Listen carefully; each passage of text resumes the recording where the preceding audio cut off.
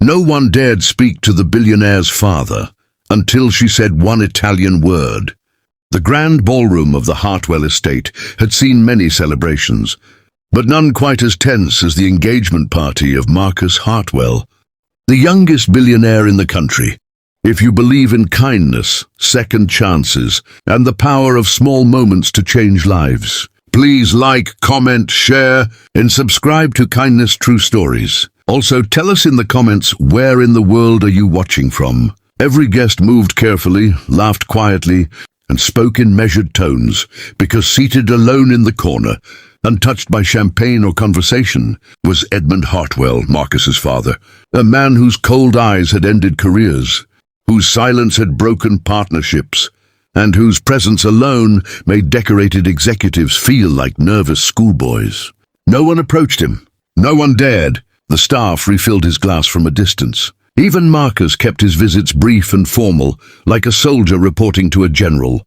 The engagement was supposed to be the happiest night of the year, but wherever Edmund sat, the air turned cold and still. Mara was not supposed to be there at all.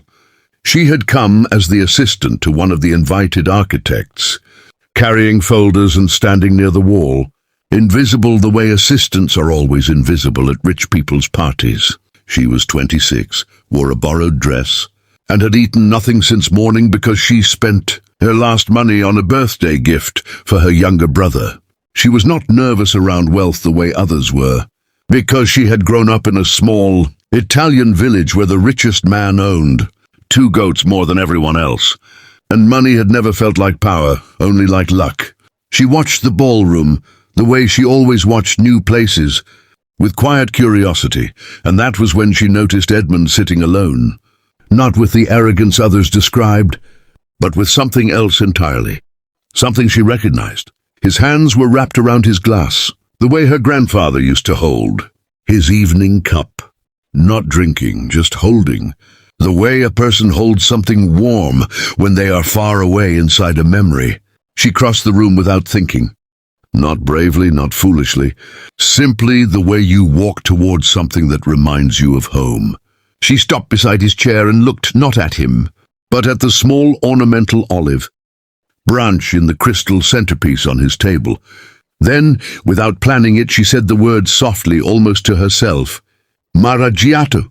It was an old Italian dialect word, used in certain southern villages to describe the particular loneliness of someone who has outlived the world they were born into, a word so specific, so regional, that it existed in almost no dictionary, and was spoken by almost no one outside. A handful of hillside towns. Edmund Hartwell turned his head slowly. For the first time all evening, his eyes were not cold. They were wide. He stared at her the way a man stares at something he believed was gone forever. His voice, when it finally came, was barely above a whisper. "Where did you hear that word?" Mara looked at him then and saw his eyes glistening.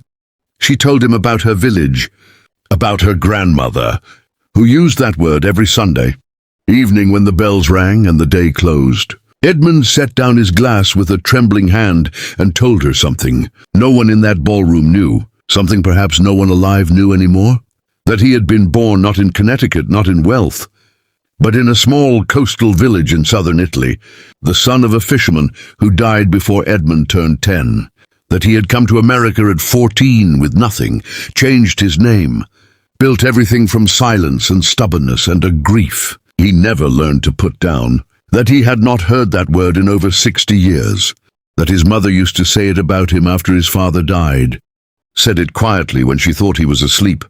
Maraggiato, her poor Maraggiato boy. They spoke for 2 hours. The party moved around them like a river around 2 stones. Marcus watched from across the room with an expression no one could read. By the end of the night, Edmund had laughed twice, which his son later said he had not seen in 30 years. Mara walked home through the cold without a coat because she had left it on the chair, and she didn't notice until she was already 2 blocks away, still warm from the conversation.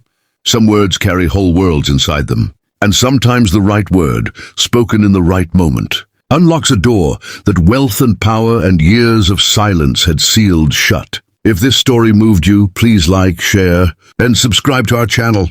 Kindness True Stories, because every story. Here is a reminder that kindness is the most powerful language in the world.